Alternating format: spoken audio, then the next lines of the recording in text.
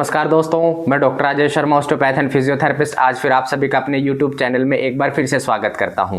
तो दोस्तों, आज की वीडियो बहुत ही इंटरेस्टिंग होने जा रही है, क्योंकि आज की वीडियो में हम आपको समझाने जा रहे हैं कि जब आपको कमर का दर्द होता है तो आप अक्सर यूट्यूब पे सर्च करते हैं कि मेरे कमर दर्द के लिए सबसे सुटेबल एक्सरसाइजेज मेरी कौन सी हैं। तो आपके सामने ढेरों एक्सरसाइजेज निकल के आती हैं। कुछ एक्सरसाइजेज आपको कमर का पीछे की तरफ झुकाव करने वाली बताई जाती हैं, कुछ एक्सरसाइजेज आपको कमर का आगे की तरफ झुकाव करने वाली बताई जाती हैं। हर कोई अपनी अलग अलग एक्सरसाइज बताता है। तो आज की इस वीडियो में हम आपको यही बताने जा रहे हैं कि आप एक्सरे में देख के कैसे डिसाइड करें कि आपके लिए कौन सी एक्सरसाइजेज सुटेबल हैं। कि आपको जब कमर का दर्द होता है तो आप एक्सरे के अंदर क्या क्या चीज़ें आइडेंटिफाई करें, जिससे आपको पता लगे कि आपके लिए सबसे सुटेबल एक्सरसाइजेज कौन सी हैं। तो दोस्तों, जब आपको कमर का दर्द होता है तो आप डॉक्टर के पास जाते हैं। आपके डॉक्टर आपका ट्रीटमेंट करके आपको कुछ एक्सरसाइजेज बताते हैं। वो कुछ एक्सरसाइजेज कमर को पीछे झुकाने वाली होती हैं, कुछ एक्सरसाइजेज कमर को आगे झुकाने वाली होती हैं। आप एक्सरसाइजेज करते हैं, कई बार आपका पेन कम हो जाता है, कई बार आपका पेन कम होने की बजाय ज़्यादा बढ़ जाता है। आप किसी दूसरे डॉक्टर के पास जाते हैं तो वो दूसरी एक्सरसाइजेज बताते हैं और आप कंफ्यूज हो जाते हैं कि मेरे लिए सुटेबल एक्सरसाइजेज कौन सी हैं। तो दोस्तों, अक्सर फिजियोथेरेपिस्ट आपको कमर दर्द के लिए दो तरीके की एक्सरसाइजेज बताते हैं। एक एक्सरसाइज होती हैं फ्लेक्शन एक्सरसाइजेज, एक एक्सरसाइजेज होती हैं एक्सटेंशन एक्सरसाइजेज। फ्लेक्शन एक्सरसाइजेज वो एक्सरसाइज है जिनमें हमारी रीढ़ की हड्डी का आगे की तरफ झुकाव होता है। एक्सटेंशन एक्सरसाइजेज वो एक्सरसाइजेज हैं जिसमें हमारा रीढ़ की हड्डी का पीछे की तरफ झुकाव होता है। तो दोस्तों, एक्सरसाइज बताते हुए भी हमें दो तरीके की एक्सरसाइज बताई जाती हैं। एक होती है हमारी स्ट्रेचिंग एक्सरसाइजेज, एक होती है हमारी स्ट्रेंथनिंग एक्सरसाइजेज। स्ट्रेचिंग एक्सरसाइजेज हमारे टाइट मसल्स को रिलीज करने के लिए बताई जाती हैं और स्ट्रेंथनिंग एक्सरसाइजेज हमारे वीक मसल्स को स्ट्रोंग करने के लिए बताई जाती हैं। तो अक्सर कंफ्यूजन रहता है कि इस पेशेंट के लिए एक्सटेंशन एक्सरसाइजेज महत्वपूर्ण है या फ्लेक्शन एक्सरसाइजेज महत्वपूर्ण है। तो दोस्तों, हम आपको एक्सरे में यही चीज समझाने जा रहे हैं कि आपको एक्सरे के अंदर ऐसी कौन कौन सी चीजें आइडेंटिफाई करनी है जिससे आप खुद पहचान सकें कि इस पेशेंट के लिए फ्लेक्शन एक्सरसाइजेज सुटेबल हैं या एक्सटेंशन एक्सरसाइजेज सुटेबल हैं। दोस्तों, ये वीडियो हमारी हर किसी के लिए यूजफुल होने जा रही है, वो चाहे फिजियोथेरेपिस्ट हो, वो चाहे कोई भी डॉक्टर हो या फिर एक आम नागरिक हो। तो दोस्तों, आइए समझते हैं कि हम एक्सरे को देख के ऐसी क्या क्या चीजें आइडेंटिफाई करेंगे जिससे हमें पता लगे कि हमारे लिए सुटेबल एक्सरसाइजेज कौन सी हैं।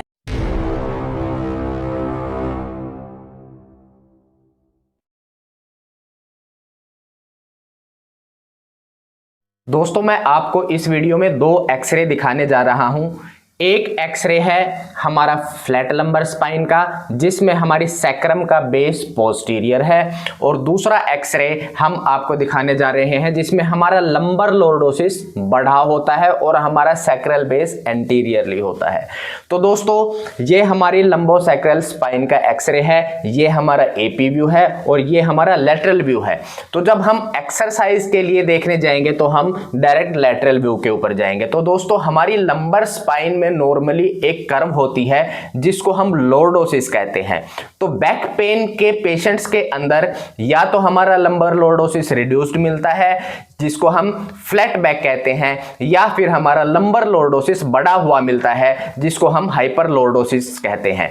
तो दोस्तों, जब हम लेटरल व्यू पे हमारी स्पाइन को देखेंगे, अगर आपकी लंबर स्पाइन फ्लैट है यानी आपका लंबर लॉर्डोसिस रिड्यूस हो गया है, और साथ में आपका जो सैक्रम है, ये बोन हमारी सैक्रम बोन है, अगर ये सैक्रम बोन नॉर्मल से पीछे की तरफ आई हुई है, यानी हमारा जो सैक्रल बेस है यानी सैक्रम का जो ऊपर का हिस्सा है ये पीछे की तरफ आ गया है, तो हम पेशेंट को एक्सटेंशन एक्सरसाइज प्रिस्क्राइब करेंगे।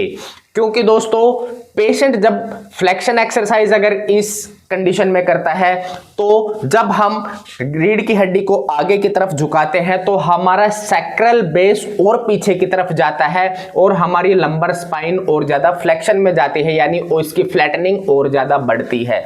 तो दोस्तों फ्लैट बैक है और साथ में हमारा सैक्रल बेस पोस्टीरियर है, यानी पीछे की तरफ आया हुआ है, तो हम पेशेंट को एक्सटेंशन एक्सरसाइजेस बताएंगे, हम एक्सटेंशन एक्सरसाइजेस करेंगे। क्योंकि दोस्तों जब फ्लैट बैक होती है तो हमारी रीढ़ की हड्डी के जो फेसेट जॉइंट्स होते हैं वो ऑलरेडी सेपरेटेड पोजीशन में होते हैं, यानी वो ऑलरेडी ओपन पोजीशन में होते हैं और उनको क्लोज होने में डिफिकल्टी होती है। तो जब हम एक्सटेंशन एक्सरसाइज करेंगे, यानी रीढ़ की हड्डी को पीछे की तरफ झुकाने वाली एक्सरसाइजेस करेंगे, तो ये हमारे फेसेट जॉइंट्स की क्लोजिंग में हेल्पफुल होती हैं और साथ में हमारे जो फ्लैट बैक है उसको रिड्यूस करने में काम करती है, यानी हमारे स्पाइन के लंबर लॉर्डोसिस को बढ़ाती है। और साथ में जब हम एक्सटेंशन एक्सरसाइज करते हैं तो हमारा सैक्रल बेस आगे की तरफ जाता है, एंटीरियरली जाता है। तो दोस्तों फ्लैट बैक में हम एक्सटेंशन एक्सरसाइजेस बताएंगे।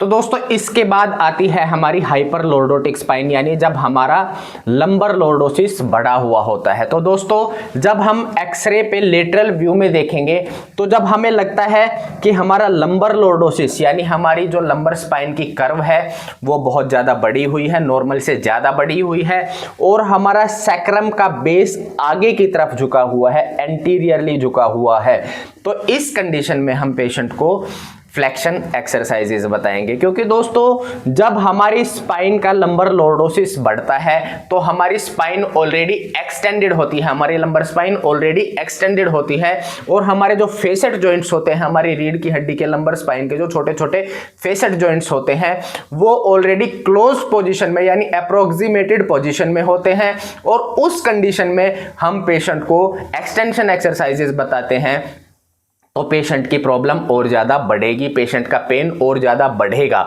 बहुत सारे फिजियोथेरेपिस्ट क्या करते हैं, वो लंबर स्पाइन की एमआरआई देखते हैं और उसमें आता है कि फ्लैटनिंग ऑफ स्पाइन हो गई है और उसके साथ साथ स्पाइनल कैनाल स्टेनोसिस हो गया है, और ये नहीं देखते कि सैक्रम बेस कहां पे है, लंबर स्पाइन की पोजीशन क्या है, और पेशेंट को फ्लेक्शन एक्सरसाइजेस बता देते हैं। मान लीजिए पेशेंट की फ्लैट स्पाइन है और सैक्रम बेस पोस्टीरियर है और उसको लंबर कैनाल स्टेनोसिस है, तो भी हम पेशेंट को फ्लेक्शन एक्सरसाइजेस नहीं बताएंगे दोस्तों, क्योंकि ऑलरेडी फ्लैट स्पाइन है, सैक्रम बेस पोस्टीरियर है और पेशेंट को हम फ्लेक्शन एक्सरसाइजेस बताएंगे तो उसकी प्रॉब्लम और ज्यादा बढ़ेगी।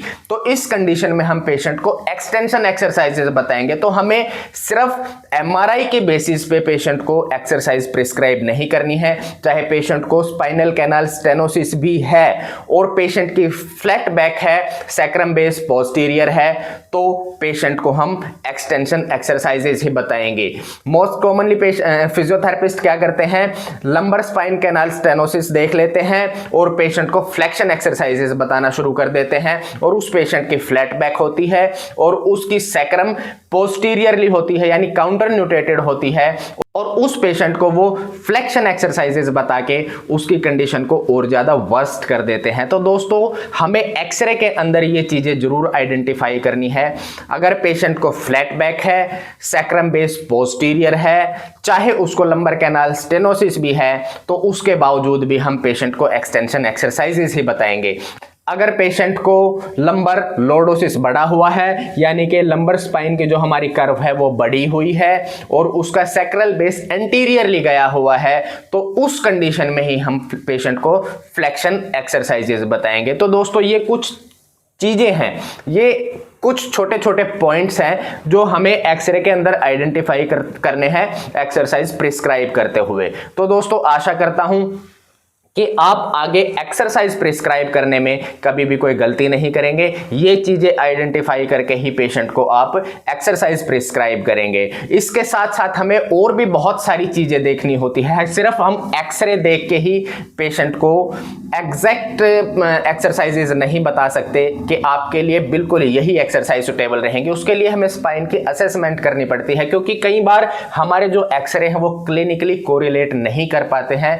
तो इससे बेस्ट यही होगा कि सबसे पहले आपकी स्पाइन की अच्छे से असेसमेंट की जाए, उसको क्लिनिकली कोरिलेट किया जाए एक्सरे के साथ। अगर जो वो चीज़ें मैच करती हैं तो उसके हिसाब से ही आपको एक्सरसाइजेस बताई जाए। तो आने वाली 2 वीडियो में मैं आपको फ्लेक्शन और एक्सटेंशन एक्सरसाइजेस बताने जा रहा हूं। एक वीडियो के अंदर मैं आपको फ्लेक्शन एक्सरसाइजेस बताने जा रहा हूं, एक वीडियो के अंदर मैं आपको एक्सटेंशन एक्सरसाइजेस बताने जा रहा हूं। आप अपनी कंडीशन के अकॉर्डिंग, एक्सरे की फाइंडिंग्स के अकॉर्डिंग उन दोनों एक्सरसाइजेस में से चूज कर सकते हैं कि आपको फ्लेक्शन एक्सरसाइजेस करनी है या एक्सटेंशन एक्सरसाइजेस करनी है। तो दोस्तों, इस वीडियो को देखने के बाद आप हमारी फ्लेक्शन और एक्सटेंशन एक्सरसाइजेस वाली वीडियो भी जरूर देखिएगा। तो आशा करता हूं कि आपको हमारी वीडियो पसंद आई होगी। आपको हमारी वीडियो पसंद आई हो तो हमारे चैनल को जरूर सब्सक्राइब कीजिए, हमारी वीडियो को ज़्यादा से ज़्यादा लाइक एंड शेयर कीजिए ताकि और भी लोग इस जानकारी का फायदा उठा सके। धन्यवाद।